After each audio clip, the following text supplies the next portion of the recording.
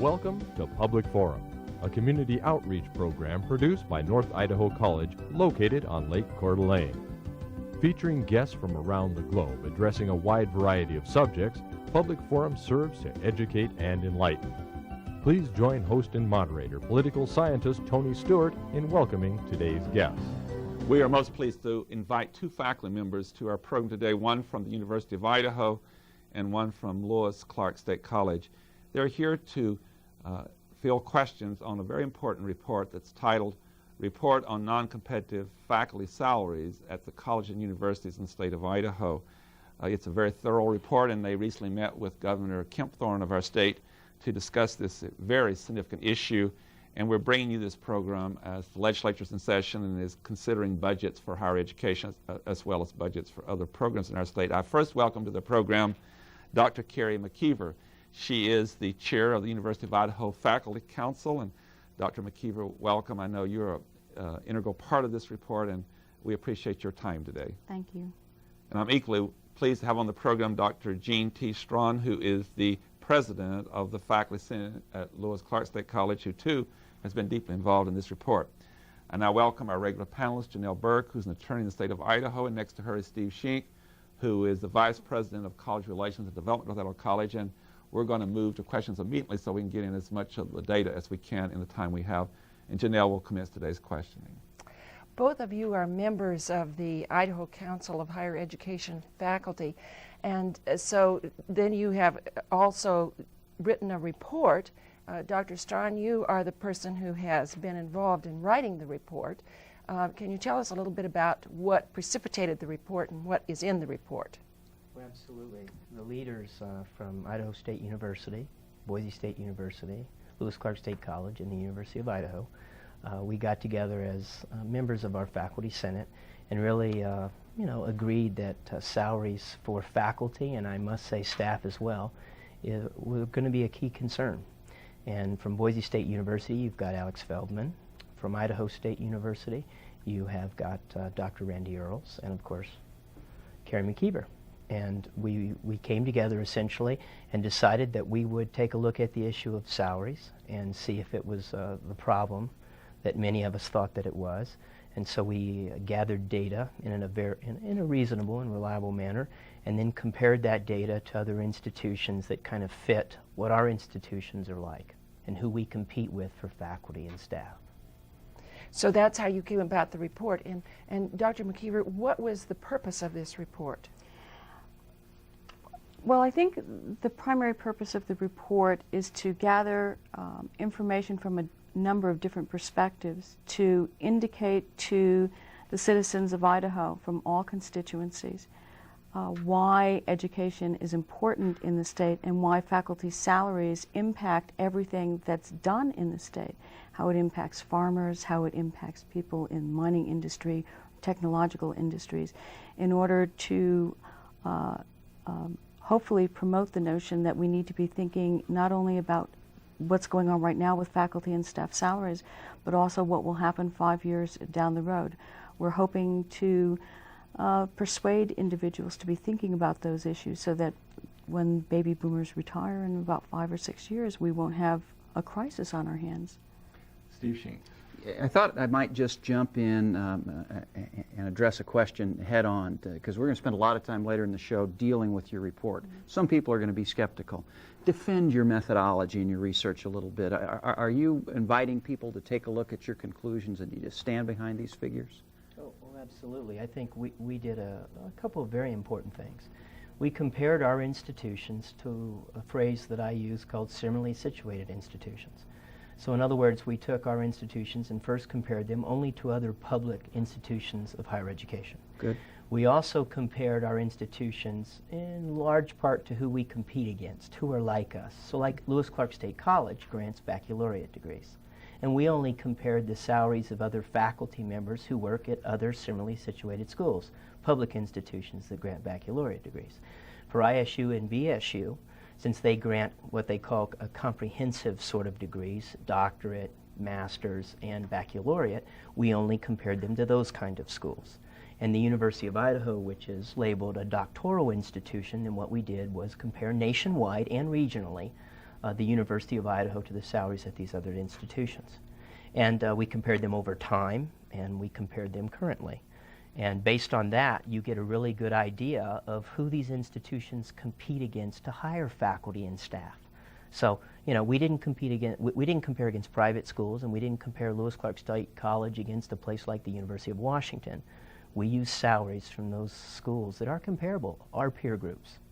And Dr. McKeever, you also feel good about the methodology, the quality of this research study? Yes, I do. And the second half of the research, of course, involves the part of the report that's the recent faculty turnovers, where they went and where they got paid.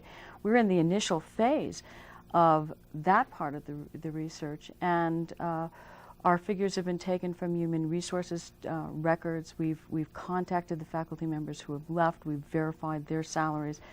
So we're very pleased with what we found out, stunned by it as well. Thank you. Dr. Strawn, those excellent questions. And methodology is really important, and I really congratulate Steve for asking that, so that we know that you've really given serious consideration of your data. We're going to take a look at two charts that you brought with you, and we appreciate that very much. As I read your report, I too was, I guess, stunned to take a look at four-year institutions here and other places. First of all, Jean, if you would please, would you take us through the first chart as our camera zeroes in on that? You compared the salaries nationwide, the mountain states, which made sense, and then Idaho. And you have full professor, associate professor, and assistant professor. Would you take us through that and show us those numbers and the significance in their differences? Absolutely. If you look at the gray area in the chart, at these three ranks, full professor, associate professor, and assistant professor, that represents Idaho. If you look at the white area, those are the mountain and also the Northwest states. And that excludes California, by the way, right, who ranks #1 in salaries. But we also compete against, but we didn't put that state in our data. And then the actual darkened area involves nationwide salaries. And again, this is only for public institutions right, of higher education, and it is nationwide. And what you'll find is a large disparity. If you compare Idaho to nationwide schools, there's about a 24% pay gap. If you compare Idaho to mountain northwestern states, there is about a 17 to 18% pay gap. And at that mountain level, that means there's about an $8,300 pay difference. I want our camera to come in on it again close. They went off, and I want them to come back in on the numbers and just zero in on that, please. And looking at full professors, for example, you have 74,376 at the national level, or 66,968 in the mountain states, and only 55,340 in Idaho. Or if we go down to assistant professor, when you're starting up the ladder, and that's where you're really recruiting a lot, it's 45,000, a little over, compared with 39,000. So that's very, very significant. Let me ask Dr. McKeever a question on that line too. You and I were talking before the show. Would you explain to the viewers what the cost is for losing that outstanding professor who came and stayed 6 or 7 years and became even a better researcher and a teacher? What does that mean to an institution? Well, when we were talking before, one of the things I compared it to, and I think one of the best ways to understand it, is that it's like a divorce. It has huge ramifications within an institution, because it's not just the loss of a teaching professor within the classroom, although that's extremely important, but it's the loss of someone who provides mentorship for students during a 4-year or 5-year program. It's the loss of a leader within the university who serves on committees, who helps to steer the university in the right direction. It's the loss of research dollars. It's the loss of grant potential for the university. All of these various parts of the university are affected by the loss of a professor. And when you're losing significant numbers of professors, then of course it's really, really multiplied. Takes the whole quality of the student body and the education. It really does, because universities, like families, need consistency and stability. Because of time, I'm going to rush on. Jean, sure. if you will, or Dr. Strawn, if you will remove that chart there, I want you to talk about the second one along with Dr. McKeever. You both have indicated that in addition to the essential training of students that will be medical doctors and dentists and engineers and so forth, it affects the entire state and all aspects. Would you take us through this chart to tell us what you mean by that, the consequences of losing outstanding professors of instruction. Well, in terms of outstanding education, we've got some different things listed. I mean, traditionally people think of instruction and the outstanding teaching that professors provide. And as professors have been at institutions, I mean, the longer they're there, the more they're going to develop in terms of creating that intellectual climate that allows... We've just put that up there. I'm really rushing you, but it's a little hard to see on the screen here. But while we have it on the screen, could you take us through those different areas real quickly, please? Oh, absolutely. The idea is that Idaho's colleges and universities do a lot more than just teach. Certainly one of the things that we want them to do, and parents and people of Idaho expect them to do, is to engage in outstanding education, cutting-edge scholarship, economic development, cultural opportunities, and community service. And a state can go ahead or get behind, like in recruiting high tech, or if your young people stay within the state? Absolutely. I mean, one of the things that people have to understand is that your college and universities are the educational hubs. They're the economic engines. They are the community servicers. And they are the places where your cultural centers are. They create jobs. They create technology. They provide people in the workforce. They drive economic development. They also do a variety of other things. If you look at our colleges and universities within the state of Idaho, to see their involvement in criminal justice, to see their involvement in trying to reduce recidivism, for example, to see their involvement in producing police officers. Same thing in resource management of our natural resources. The extent to which research and teaching and service goes into all these different areas. Public schools is another one, as well as health and welfare. Thank you. Janelle Burke. Some people might say, well, it's less expensive to live in Idaho. Dr. Strawn, would you like to start by addressing that concept that maybe Idaho salaries are lower because it's less expensive to live here? Yeah, you know, that's kind of a traditional response that people give, and I think that certainly overall within the state, you know, there is a lower cost of living. But if you take a look statistically at the places where these institutions are, the colleges and the universities, where the faculty live and where they work, actually, it's right around the national average, right around the 100 index. And, you know, most of these communities, like Boise, Lewiston, Moscow, places like that, Pocatello, fall right under the national average. And so, actually, the fact that pay is right, the cost of living is right around the national average, exacerbates the low pay issue. And it makes intuitive sense that if my cost of living is right around the national average, that my salary should be right around the national average. You know, if I can just intercept for the viewer, we should give them those numbers. In Boise, on the index of 100, nationwide it's 103, so it's a little higher. Right. Cost of living. And then in Lewiston it's 97. Moscow's right on at 100, and Twin Falls at 97. So they're all right in there. Yes, they are. Sorry, Janelle, go ahead. Well, my next question is for both of you probably, but we'll start with Dr. McKeever.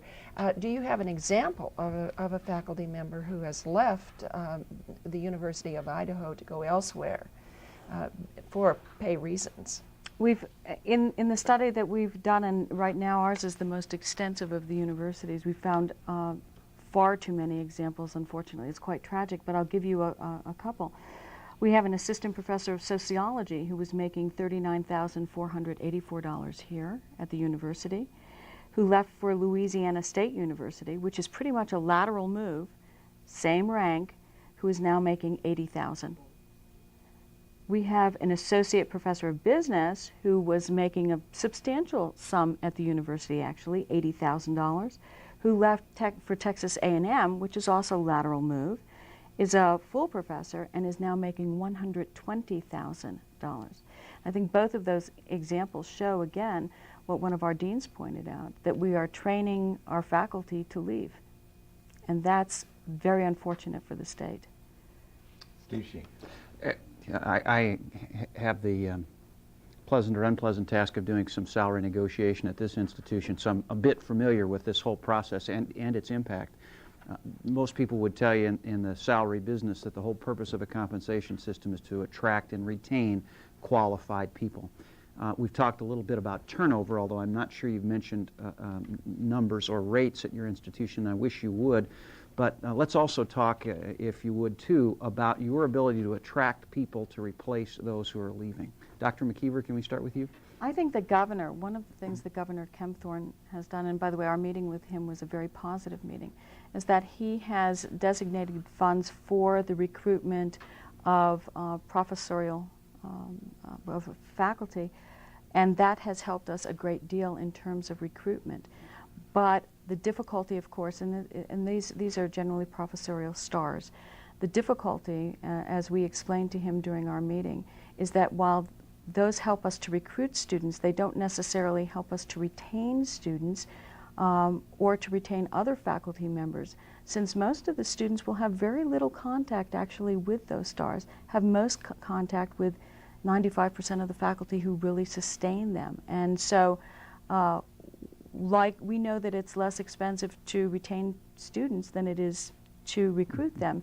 And pretty much, as you've indicated, it works the same way. We need money on the other end, funds on the other end, support, institutional support for those things, for retention. And real quickly, at the University of Idaho, is the turnover rate high? It's high. As I said, we're in the beginning of this report, so I don't want to give inaccurate figures. But as the reports have been coming in, I was quite surprised to find out how many had left. I had no idea. But I think that it's going to be a significant number by the time we finish it. LCSC, Dr. Strawn, your comments? Well, the report, let me just talk about the report, because it does show that at several of the institutions in the last few years, you're looking at anywhere from 15 to 25% turnover rate. And one of the things is I think it's getting increasingly difficult for us to attract and retain faculty. And a lot of our searches reveal this. We'll conduct a search, literally spend thousands of dollars, bring people in, and then when we offer the job to individuals, they're not willing to accept the pay.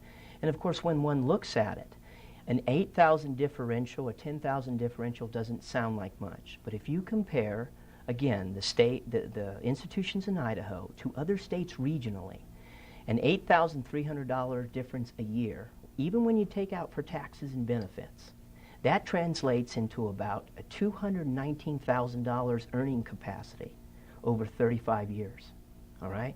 If you talk about investing that, even at something like an 8.5% interest rate, that's $1.2 million. And if a person, when they're done with their career, looks back and sees, man, I'm out $1.2 million, it's difficult to attract and retain. And that doesn't even mention the fact of how their retirement funds will be adversely affected by that significantly lower wage. And what I would point out is that's just a national or regional average figure of $8,000. That's just an average figure. In fact, pay can be much higher than that national average. And and I cannot resist the editorial comment. I hope you'll forgive me that I would insist that the national average is too low. It's not as if that is the place we ought to be. That figure is too low, and we're below that. I'd also have to say that we're seeing the same problem at North Idaho College, and I see the trend accelerating very, very rapidly.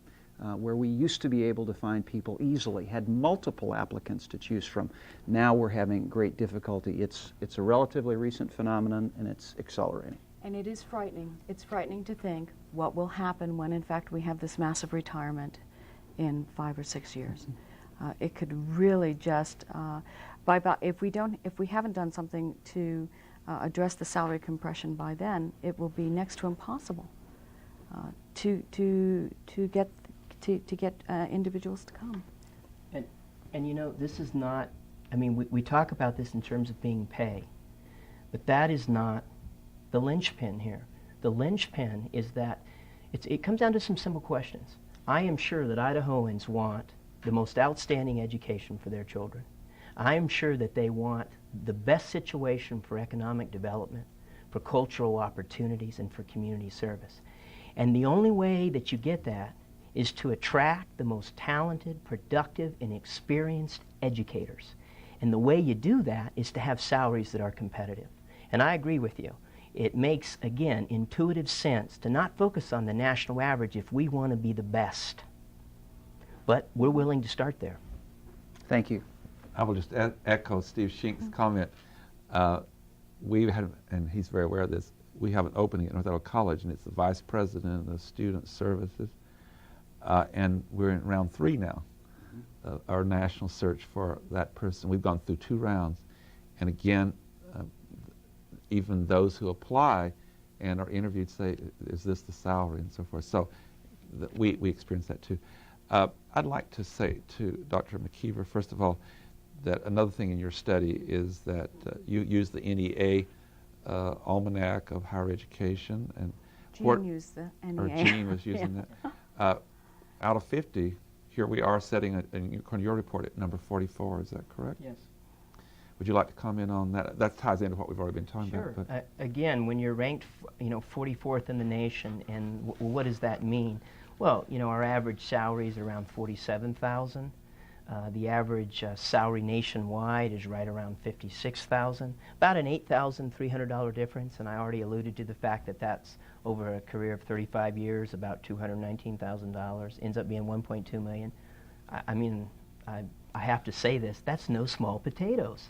And that puts you in a situation that it's very difficult to be competitive, to get to the outstanding kind of things that this chart goes through, that currently educators are providing, but it's going to get increasingly difficult. Dr. McKeever, you were talking about this a little bit earlier in recruiting and the expenses and all, but with this challenge, another one, Steve Sheik and I were talking about this yesterday. Data tell us that when you talk about retiring in 4 or 5 years, there's going to be a shortage. K through 12 is experiencing this too, but in education in America, the number of people who are choosing to go into the field of teaching, I guess, is declining on a prorated basis, and that there's going to be a shortage. The competition is going to be severe. So the further that you lag behind, is this going to be a double challenge in the future, in say 5 or 6 years? Certainly, I don't see how we, on the present course, how we're going to avoid that. And I think one of the things I would also say about that, particularly, it's been a long, as you well know because of your background, I love it whenever we're in election years when I hear politicians talk about supporting education and how unwilling they are ever. They'll talk about reducing class size, but they'll never talk about it. They don't like to commit at all to talking about faculty salaries. And we live in an economic situation, in a culture that indicates to children who are growing up and coming close to making decisions about what they want to do with their careers, that salary does reflect how, in fact, a culture views the position that you go into. And right now, I think, and this is not just Idaho, this is the United States, we are not indicating to our children that becoming a teacher is a worthwhile endeavor. Let me add a footnote here too. I speak around the country dealing with human rights issues, and I was on a flight to San Diego to speak at a national conference, and I was on the plane with a lady who is an advisor to seniors at colleges in California, and she says she's advising students when they get their baccalaureate degree in computer science, they're starting, many of them, at a salary of $85,000. That would explain why they wouldn't get a PhD and teach at a college. I mean, it's a real, they have to have a certain kinds of commitment to do that. I don't want this program to end, however, with the impression that the faculty within Idaho have not achieved some significant things. So I don't know which two of you want to take this, but in your report it does indicate some wonderful accomplishments at the University of Idaho, Lewis Clark State College, Boise State University, and Idaho State University, our four-year institutions in our state. Would you share with our viewers that there is a commitment and dedication by those who serve in higher education on faculties at those institutions? You want to go first? Sure. One of the things I'll tell you is that the track record of faculty members doing really exceptional work in teaching, in community service, in scholarship, is so impressive that I really don't know where to begin. I guess I would feel like if I selected in any one group or slated any person, we would miss out on all kinds of things. So I guess what I would encourage people to do is let us know, and I'll send them a copy of the report.